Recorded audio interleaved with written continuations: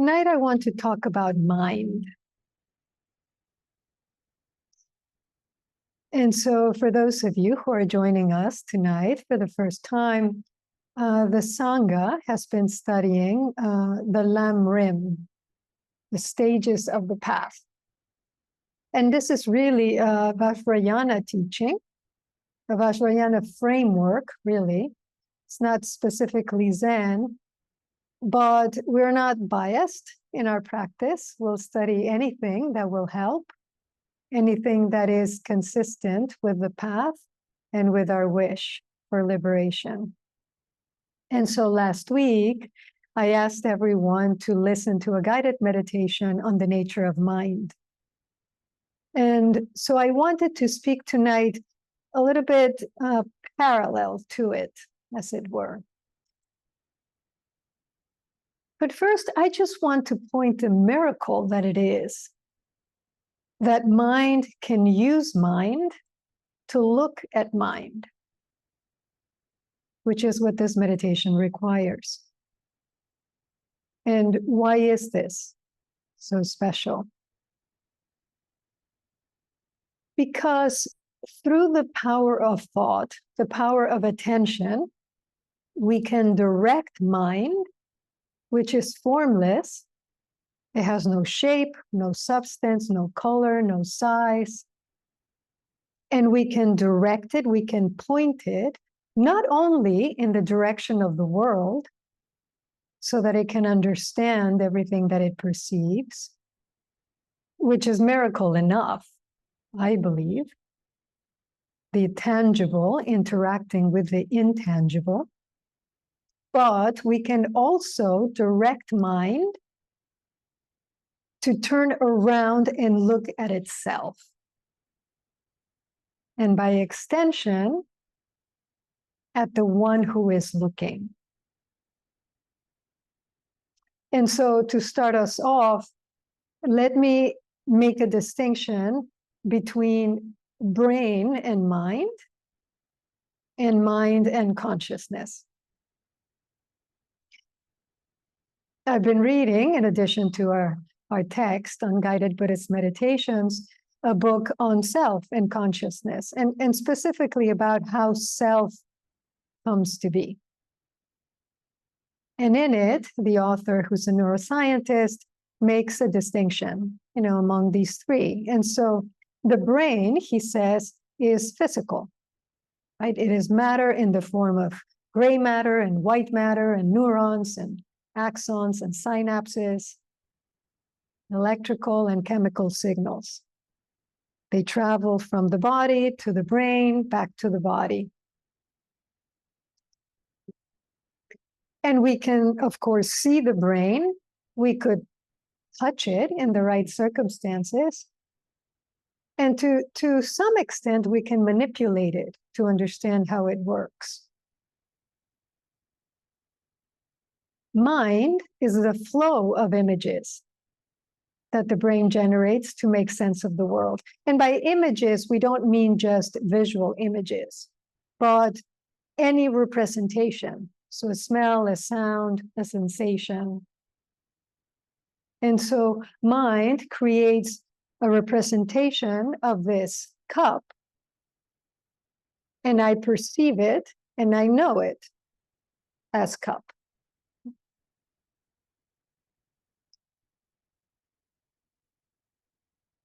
And so it is really all the input that comes through the senses and that we perceive and engage with.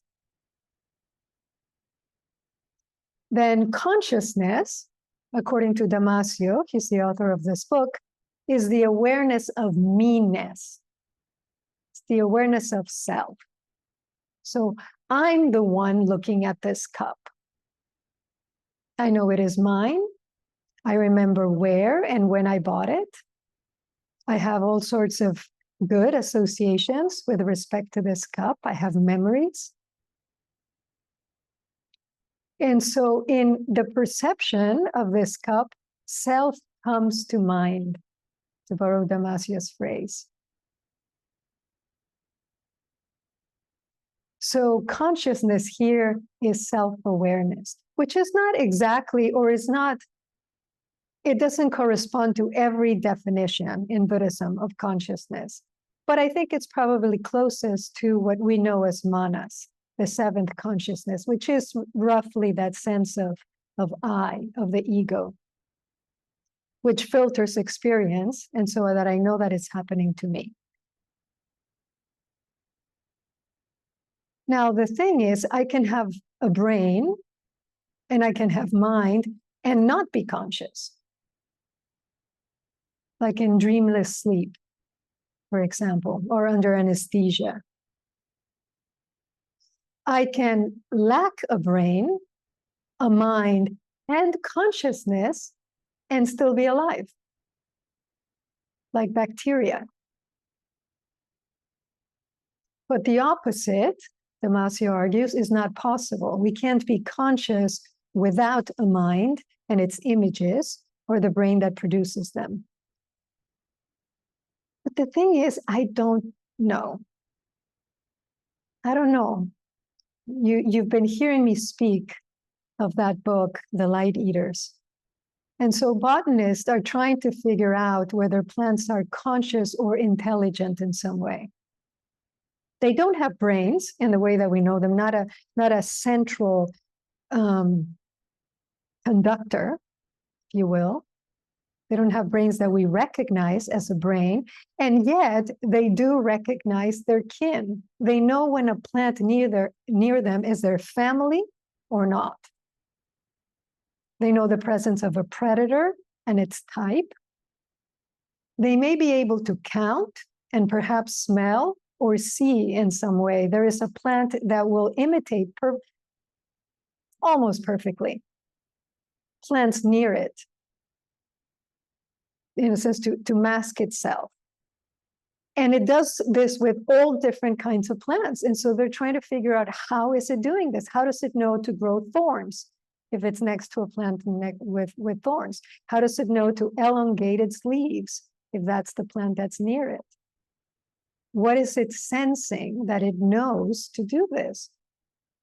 And so are plants conscious? We don't know. So far, we don't know. But at least for humans, brain leads to mind, leads to consciousness. Or it would be more accurate to say in Buddhism, they co-arise. But this is where things get interesting, because from the perspective of Zen, everything in the whole world is mind, is indivisible from mind. So trees and pebbles and rocks and buildings are all inextricable from mind, which is vast, which is limitless, without beginning or end. Well, how?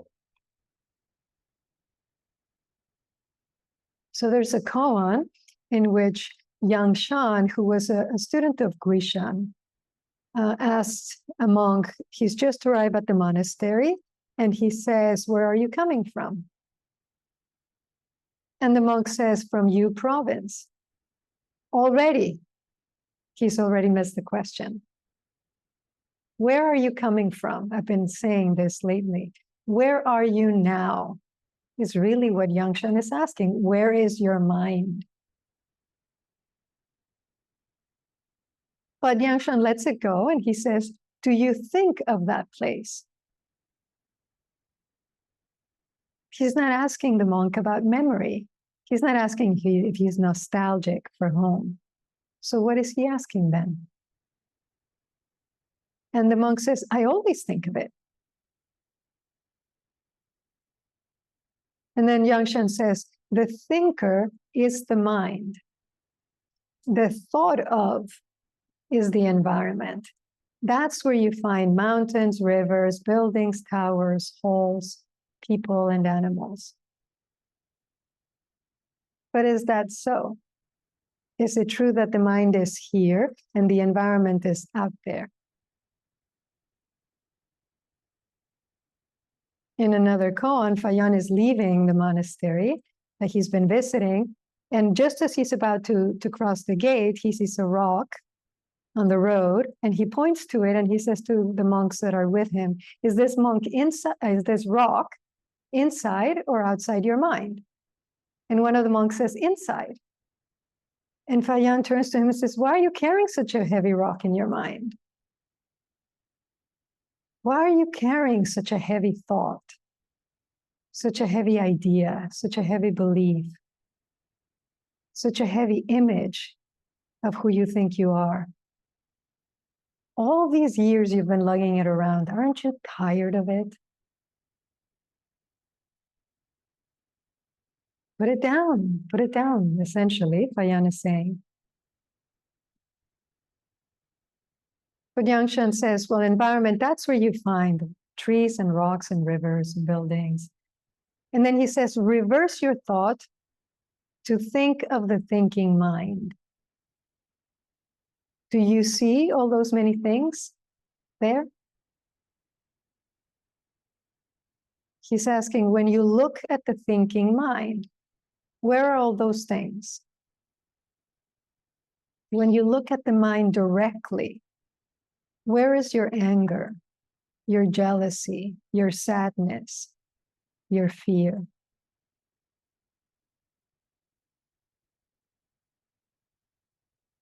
And this is what this meditation that we've been doing is asking us to do, right?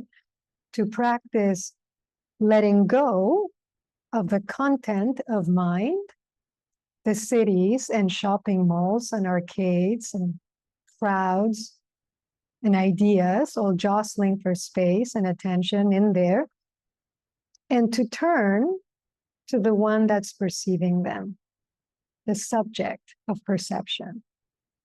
I mean, the meditation is asking about mind, to see mind and to look at mind. And implicitly is that question, who, what is perceiving? Where is it? It's like when I ask, what is breath? I'm not really asking about breath. I mean, I'm not asking for an explanation. I'm asking that you turn around and look at the one who's breathing, at the one who's asking the question, what is breath?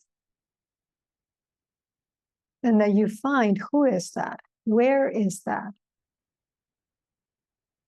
And when you get there, to see what happens to the breath, what happens to a thought when you look at it directly, what happens to move when you turn around and you look at the one who's asking, what is it?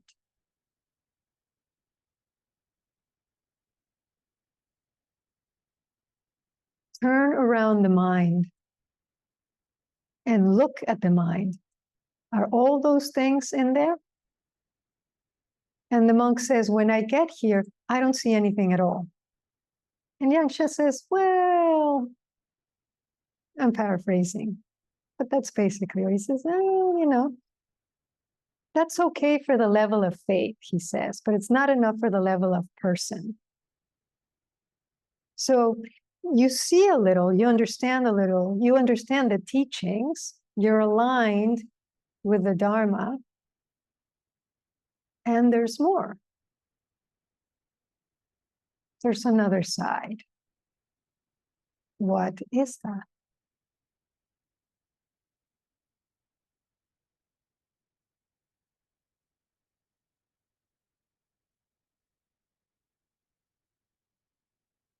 Thupten Chodron says that the mind is clear because it is formless and because it can reflect objects, right? Like a mirror, like a still lake.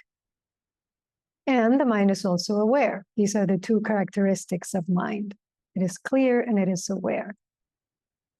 That is exactly how we can perceive and make sense of all the images in it, all the sights and sounds and smells and sensations. Otherwise it would just be a jumble in there, right? A cacophony without order, without melody. And this is, in fact, one of the images that is used to describe how the brain works. It's like an orchestra. You have the string section, you have the percussion section, you have the wind section, And depending on the different combinations of instruments playing, you get different sounds. When it's the brain, you get anger, you get joy, you get sadness, you get fear, excitement, pleasure, pain. And no one instrument is responsible for any one feeling, but it's the different combinations among the instruments, depending on the piece they're playing, if you will, that create those different responses. It's like different musical pieces. The neuroscientists call this the entangled brain because they've been trying to reduce it, to map the entire brain and to find, well, this collection of neurons or this area of the brain is responsible for the fear response. This one is responsible for depression. This one, so that we can treat these various conditions. But what they're finding is that it's not like that. It's not a single process. That it could be like this part of the brain and this part of the brain light up when we feel fear in this situation. And in a different situation, maybe this part and this part light up with this other part in a slightly different way. And now we feel anger or we feel despair. So what does this mean? That mind is directly connected to the environment. You can't separate them. Now, any orchestra needs a conductor, and they're there to keep the order. They're there to keep the rhythm, the pace. They indicate where there should be a pause, silence, how long. And all of it, their directions help to make sense, right, of all that sound. But the conductor doesn't create the orchestra. Mind isn't in charge of the environment.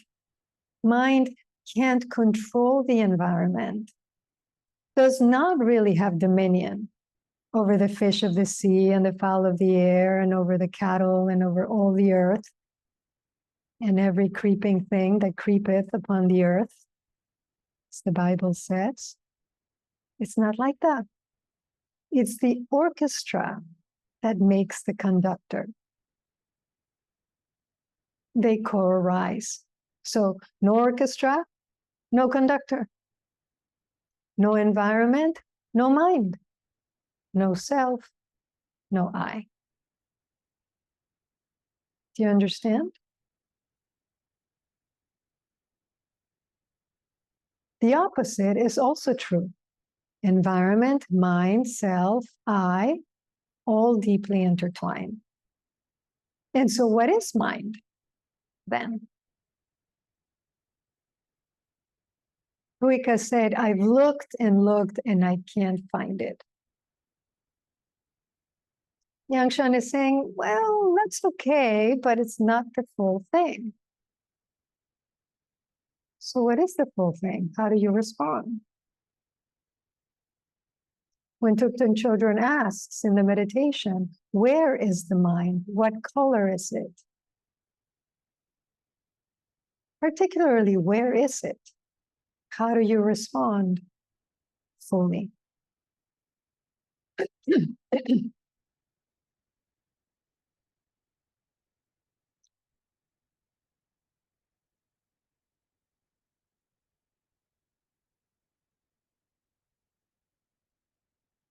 And so this meditation on the nature of mind, we really can apply it to any experience.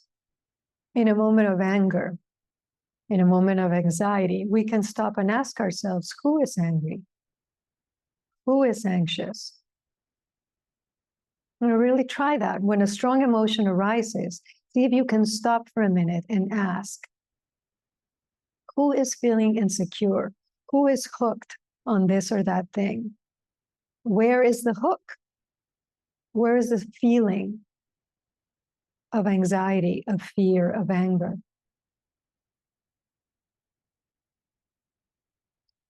And see what happens.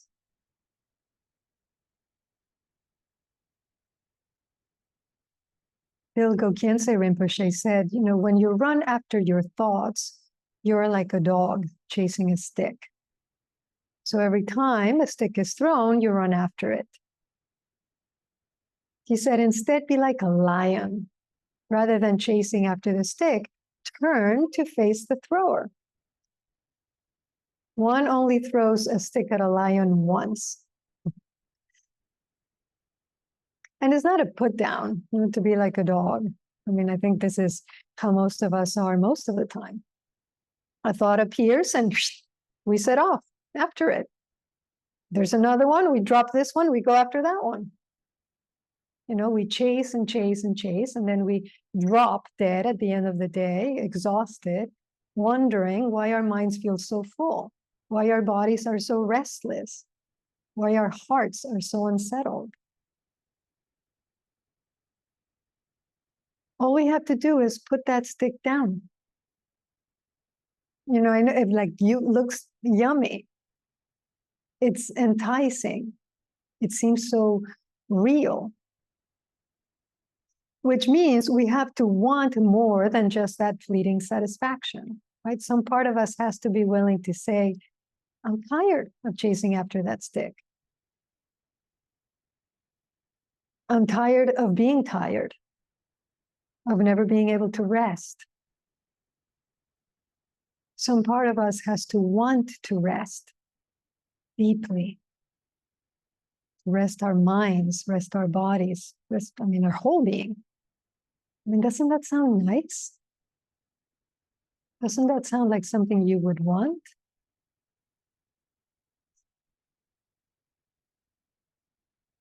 And so instead of chasing after the stick, we train ourselves to go straight to the source. Do that once. I mean, really do it. You won't have to do it again. I mean, you will, but it gets easier every time. And so in practicing Shikantaza, we're looking directly at mind.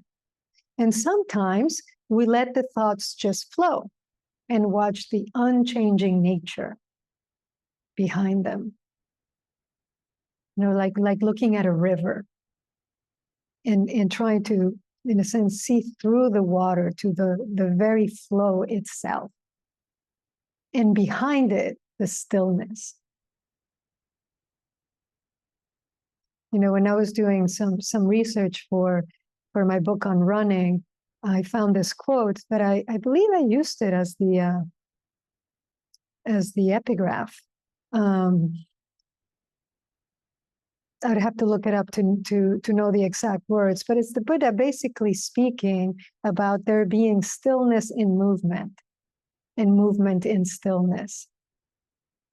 And that when you find that place, the ground where the two meet, that's the place where you're free of suffering. And so sometimes we just watch the flow of thoughts, right? We remain steady. Sometimes we cut the flow of thoughts and we look at awareness itself. But it's not cutting in the way where we think of it, right? We don't want to suppress them. We don't want to stop them. So if our mind is like the ocean, it's like we don't jump on a boat and then try to whack each wave to make it go down. We sit patiently and watch as the wave appears, persists for a moment, and passes. Which means we don't have to fight our thoughts.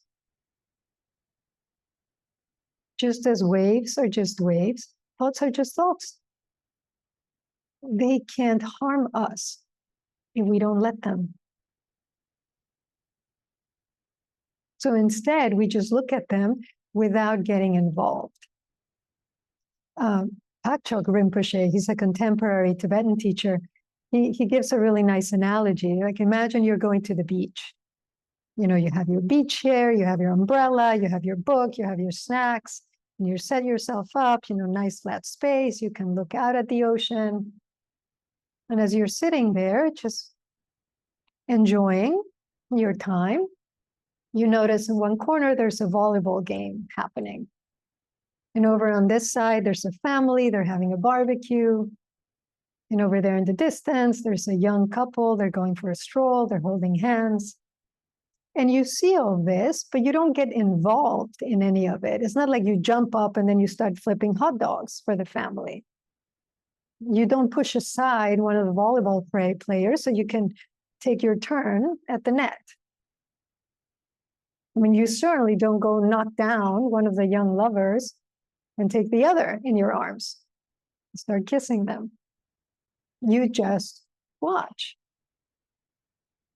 You just sit there and enjoy the scenery, and you mind your own business. You mind your own mind. This is how to work with the mind. We look at the thoughts and we don't get involved with them. We just let them be. And when we do this, the thoughts disappear. They pass like waves. Or, and this one is actually my favorite, we can look at the space between thoughts. It's like you're sitting there listening to the symphony and you're actually listening for the silence in between the notes. This is how, in just sitting, we look directly at awareness. After a while, you learn how to do that, in a sense, holding the whole piece, the whole picture. But a way to enter into that is to listen to silence, is to look at space, to be aware of the space between the thoughts. But the most important thing, whether you're looking at the thoughts themselves or at the space between them, the most important thing is to let ourselves rest as we do this. To do this in a way that is open and relaxed. Just as we don't have to stop the flow, we don't have to open up space, like pry it open. All we have to do is to trust that if we let go enough, the flow reveals that stillness running through it. We trust that space opens up of itself.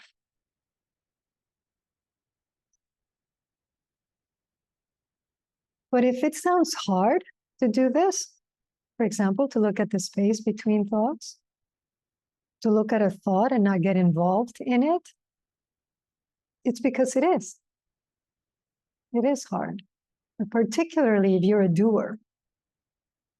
I certainly was. I had to make things happen. I'm going to do this if it's the last thing I do, was my attitude really for everything. And my practice felt that way. It was very effortful. It was exhausting a lot of the time. And it took me a long time to trust that practice would happen, would open up on its own, would flourish, would bloom if I got out of the way. And I think it's because, all of my life, I had worked very hard. Whenever I wanted something, I just worked hard. It was the only way that I knew how to work. You put your head down and you push as hard as you can until something yields, something opens, or something breaks. Except it didn't work here, and it was so incredibly frustrating. I just didn't understand why, and I couldn't accept that practice wouldn't bend to my will. When I worked on Moon, it was like that for years, a few years. Until I saw that some of it was my sincere wish to be free, that really was why I was practicing, and that was true. That was that current at the center of the river, if you will. And a lot of it was my sincere wish to be seen, to be recognized for my hard work, to be admired and respected. Thank you very much. When I saw this, I understood. It's your effort that's stopping you. Well, not even the effort per se, but all the me making that came out of it. All the, look at me. Look how much I sit. Look how hard I can practice. Look what a good student I am. All of it just creating more waves, more waves, more waves. All of it, stick after stick after stick. And because I had a lot of energy, I was young, I had a lot of energy, I just kept running after those sticks, bringing them back. Throw it again, I go after it again. Sometimes being stubborn, being willful is not a strength. And so I had to learn to not do, to not make my effort, my practice about me, me making, my achievement, my reward, my attainment, my insight. And it was a tough lesson. It was humbling. And it was a wonderful lesson, a very freeing lesson.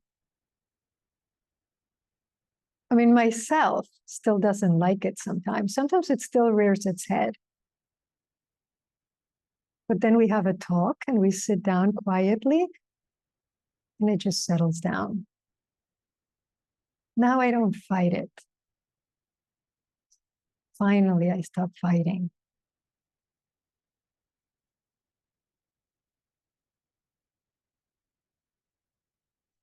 Lady Peldarbum said to the great yogi Milarepa, when I meditated on the ocean, my mind was very comfortable.